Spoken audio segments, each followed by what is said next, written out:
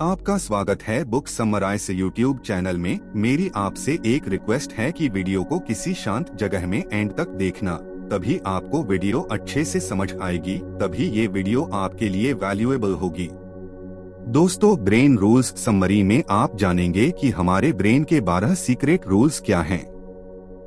इन 12 rules को पढ़कर आप अपने दिमाग की शक्ति को 12 गुना बढ़ा सकते हैं तथा दूसरों से ज्यादा सफल बन सकते हैं, ज्यादा पैसा और खुशी पा सकते हैं। ब्रेन रूल्स नामक यह किताब साइकोलॉजी की एक बेस्ट सेलर बुक के रूप में जानी जाती है। इसके लेखक डॉक्टर जॉन मदीना हैं, जो एक विख्यात साइकोलॉजिस्ट और मॉलिक्यूलर बायोलॉजिस्ट भी हैं। अपने अनुभवों के आधार पर उन्होंने बताया है कि हमारा दिमाग 12 नियमों पर काम करता है। आइए अब विस्तार से इन 12 रूल्स की चर्चा करते हैं। Rule number 1, survival. इंसान का ब्रेन जिंदा रहने के लिए बदलाव करता रहा है। ब्रेन ने सर्वाइव करना सीखा है, नहीं तो अब तक हम लोग खत्म हो चुके होते।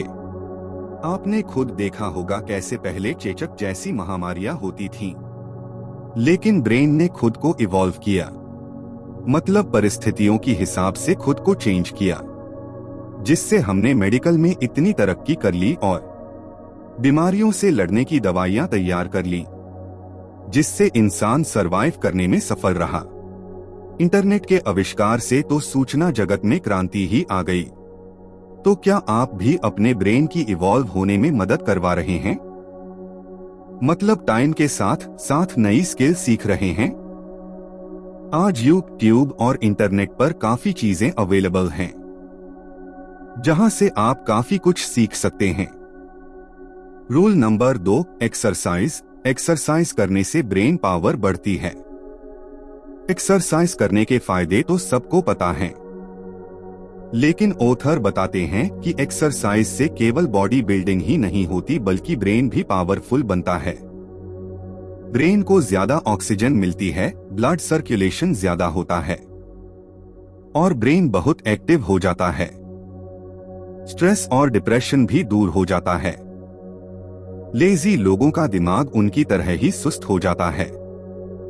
बहुत से लोग एक्सरसाइज नहीं करते हैं। उन्हें लगता है एक्सरसाइज सिर्फ जिम में ही होती है और उनके पास इतना टाइम नहीं है, लेकिन ऐसा बिल्कुल नहीं है। आप 15 मिनट अगर वॉक भी करेंगे तो भी बहुत फायदा मिलेगा। थोड़े से पुश अप्स और सिट अप्स भी कर लें तो आपकी बॉडी भी टोन्ड हो जाएगी और ब्रेन पावर भी बहुत बढ़ जाएगी। तो आज से ही एक्सरसाइज करने की आदत डाल लीजिए। Rule number 3, wiring. हर दिमाग अलग होता है। दोस्तों, बचपन से ही सब हमें यही बताते आए हैं कि सबका ब्रेन एक जैसा होता है, लेकिन लेखक कहते हैं कि ऐसा बिल्कुल नहीं है। सबका ब्रेन अलग तरह से वायर्ड होता है। वायरिंग का मतलब है ब्रेन के सेल्स, न्यूरॉन्स की अरेंजमेंट। यह अरेंजमेंट हर ब्रेन में अलग होती है, इसलिए हर ब्रेन अलग तरह से काम करता है। क्या आपके पेरेंट्स ने कभी कहा है कि देखो उस रिश्तेदार के बेटे के मैथ्स या अन्य सब्जेक्ट में कितने ज्यादा मार्क्स आए हैं, तुम्हारे क्यों नहीं आते? किसी न किसी बच्चे को तो ऐसा कहा ही जाता है, लेकिन यही लोगों की गलत सोच है। हो सकता है आपका दिमाग मैथ्स के लिए न बना हो, आपका ब्रेन बिजनेस के लिए बना हो, यूट्यूबर बनने के लिए बना हो, एक्टर बनने के लिए बना हो, या कोई खिलाड़ी बनने के लिए बना हो, क्योंकि आपके ब्रेन की वायरिंग उस रिश्तेदार के बच्चे से अलग तरह की होगी। इसलिए आपने देखा क्यों ऐसी किताबें पढ़ना जरूरी है। अदरवाइज सारी सोसाइटी की सोच वही दकियानूसी विचारों वाली रहेगी। एनीवेज, हमें अपनी ब्रेन की पावर खुद पहचाननी होगी कि वो किस चीज के लिए बना है। फिर उस टैलेंट पर लगकर काम करना चाहिए। आपको सफलता जरूर मिलेगी। अगर आप पेरेंट्स हैं तो अपने बच्चों को दूसरों के साथ कंपेयर करना बिल्कुल बंद कर देना चाहिए। इससे बच्चे के आत्मविश्वास में कमी आती है, उसमें हीन भावना घर कर जाती है।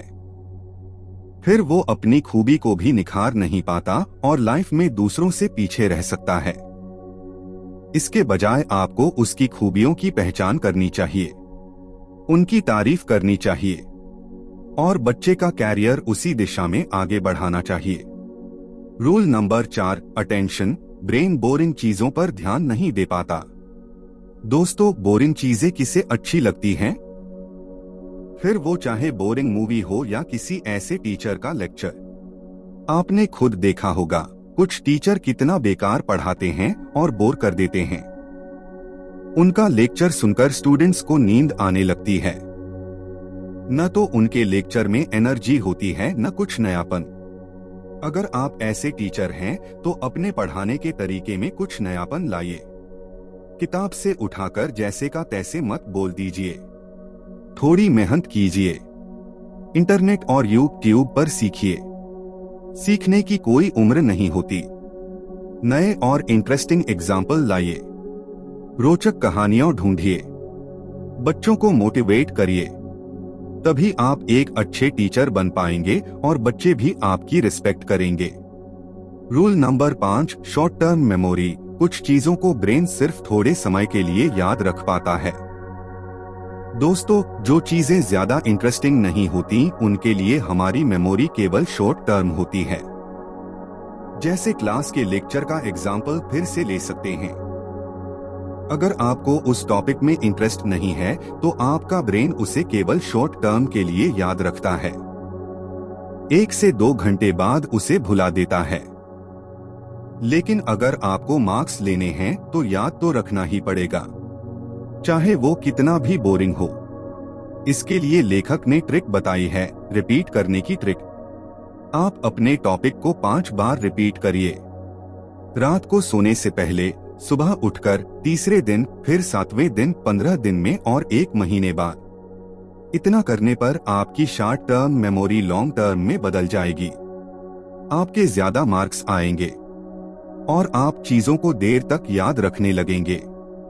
बहुत से स्टूडेंट्स एग्जाम आने पर ही किताब खोलते हैं। तो अब इस आदत को बदल दीजिए। 15 मिनट ही सही टॉपिक का रिवीजन जरूर कीजिए। Rule number 6, long term memory. कुछ चीजों को ब्रेन लंबे समय तक याद रख सकता है। अगर कोई चीज बहुत ज्यादा खुशी या गम से जुड़ी होती है तो ब्रेन को देर तक याद रहती है। यही कारण है कि दोस्तों के साथ ट्रिप हमें कभी नहीं भूलती। अगर कोई छोटा बड़ा एक्सीडेंट भी हुआ हो तो वो भी कभी नहीं भूलता।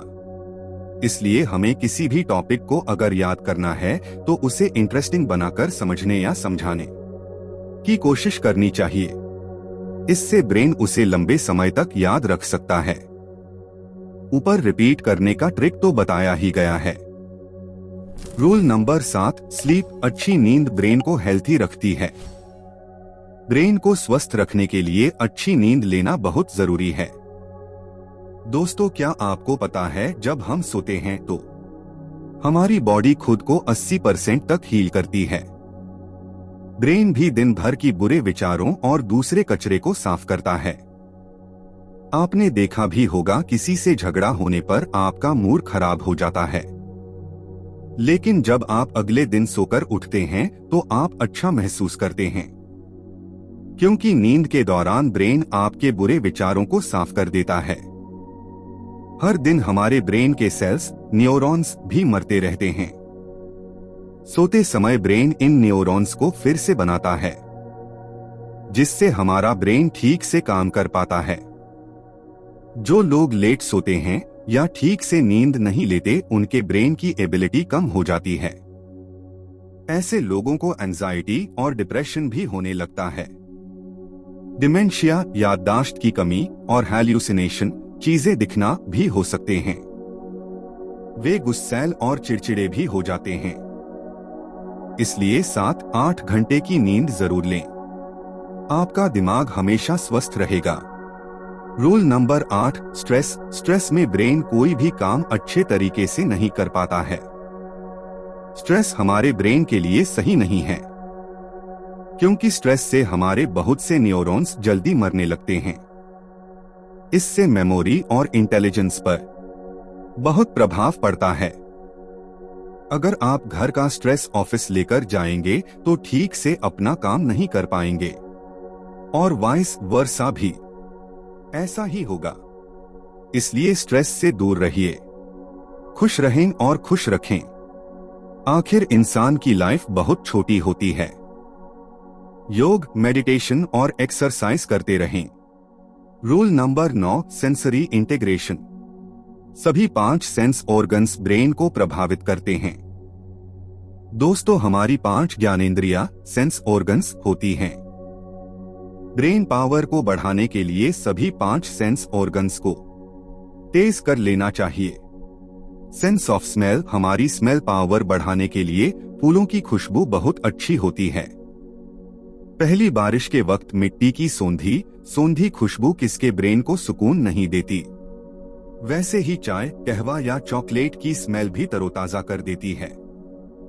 सेंस ऑफ साउंड, म्यूजिक सुनने से ब्रेन रिलैक्स फील करता है और स्ट्रेस दूर होता है।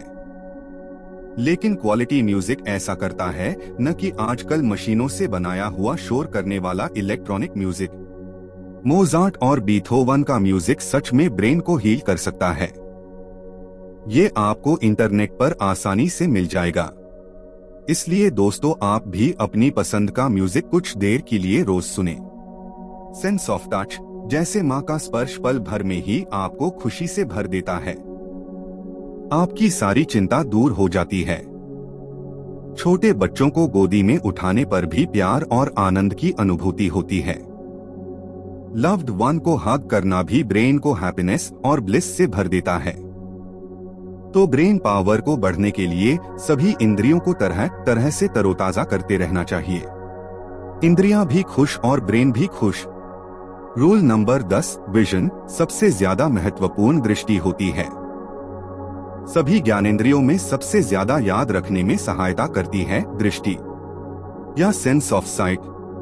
हम देखी हुई चीज को ज्यादा याद रख पाते हैं बजाय सुनी हुई चीज के। आप अपनी क्लास के बच्चों के चेहरों को याद रख पाते हो, लेकिन उनके नाम शायद आप भूल जाएं। कुछ साल उनसे न मिले तो नाम तो बिल्कुल ही भूल जाते हैं, लेकिन चेहरे नहीं। ऐसे ही किसी स्टोरी को पढ़कर आप उसे भूल जाते हैं, लेकिन अगर उस पर फिल्म बन जाए तो उसका एक एक सीन आपको याद रहता है। सोचिए, अगर मैथ्स का टीचर अगर बोलकर ही आपको क्वेश्चन समझाए तो क्या किसी को समझ आ पाएगा? जब टीचर बोर्ड पर लिखकर समझाता है और आप उसे देख पाते हैं, तभी आपको समझ आता है। इसलिए आप भी हो सके तो टफ चीजों को देखकर समझने की कोशिश करें। जैसे अपने गोल को कॉपी में लिखकर देखें, आपको अपना उद्देश्य ज्यादा समझ आएगा। रूल नंबर 11, जेंडर, मेल और फीमेल का ब्रेन बहुत अलग होता है। एक एक्सपेरिमेंट में पुरुष और महिलाओं को हॉरर फिल्म दिखाई गई। मेल्स में दिमाग का राइट हिस्सा एक्टिव दिखा, जबकि फीमेल में लेफ्ट वाला हिस्सा एक्टिव हुआ। इसका मतलब है मर्द और औरत अलग अलग तरीके से इमोशंस को प्रोसेस करते हैं। प्यूबर्टी, किशोरावस्था आने पर भी मेल और फीमेल में अलग अलग बिहेवियर दिखाई देते हैं। लड़के एंटी सोशल हो जाते हैं, गुस्सैल और तोड़फोड़ मचाने लगते हैं, जबकि लड़कियां इमोशनल हो जाती हैं, जरा जरा सी बात पर नाराज हो जाती हैं या रोने भी लगती हैं। इसलिए साइकोलॉजी को समझकर ही बर्ताव करना चाहिए। आप अगर यहाँ तक वीडियो देख रहे हो, इसका मतलब आपको वीडियो पसंद आई है, तो जल्दी से वीडियो को लाइक कर दो और चैनल भी सब्सक्राइब कर लो, क्योंकि फायदा आपका ही है। Rule number 12, exploration, brain explore करने यानी खोजबीन करने के लिए बना है। ह्यूमन का ब्रेन चीजों को एक्सप्लोर करने के लिए बना है। बचपन में हमारे ब्रेन में बहुत क्यूरियोसिटी होती है। हम बहुत से सवाल पूछते हैं और उनके जवाब जानना चाहते हैं। लेकिन जैसे जैसे हम बड़े होते हैं, स्कूल और कॉलेज वाले हमारी क्यूरियोसिटी को मार देते हैं। वो हम पर पकाया सिलेबस और ज्ञान थोप देते हैं। एग्जाम के नाम पर हम टॉपिक्स को रट्टा मारने लगते हैं। हमारी क्यूरियोसिटी की कोई कदर नहीं करता। कोई स्टूडेंट खुद की पोएम्स या स्टोरीज भी तो लिख सकता है, लेकिन क्योंकि ऐसा सिलेबस में नहीं है, कोई हमारी पोएम नहीं पढ़ना चाहता। इसके अलावा सोसाइटी तरह तरह के डर हमारे अंदर बिठा देती है। यह मत करो, वो मत करो, ये हो जाएगा, वो हो जाएगा। मतलब बच्चा अपना कुछ नया सोच ही नहीं सकता। इस सब से हमारा ब्रेन संकुचित होकर रह जाता है, हमारी क्यूरियोसिटी खत्म हो जाती है। हम कुछ भी एक्सप्लोर करने से डरते हैं और हम लाइफ में कुछ बड़ा नहीं कर पाते। लेकिन जिन लोगों में ये क्यूरियोसिटी और एक्सप्लोर करने की क्वालिटी बची रह जाती है, वो बहुत बड़े scientist, traveller, business person, entrepreneur आदि बन जाते हैं। आइंस्टाइन ने कहा था, I am not a genius, I am just curious. मतलब मैं जीनियस इसलिए बन पाया क्योंकि मैं चीजों के रहस्य को जानने का बहुत इच्छुक रहता हूँ। तो दोस्तों, आप भी क्यूरियोसिटी को जिंदा रखिए। अगर कोई आपके सवाल का जवाब नहीं दे रहा है, तो भी उस सवाल को अपने अंदर जिंदा रखिए। एक दिन आप उसका जवाब खुद ढूंढ लेंगे। या दूसरे शब्दों में कहें तो अपने अंदर की आग को बुझने मत दीजिए। कमेंट करके बताइए आपको कौन सा रूल सबसे अच्छा लगा, जिसे आप आज से ही सब्सक्राइब कर लें।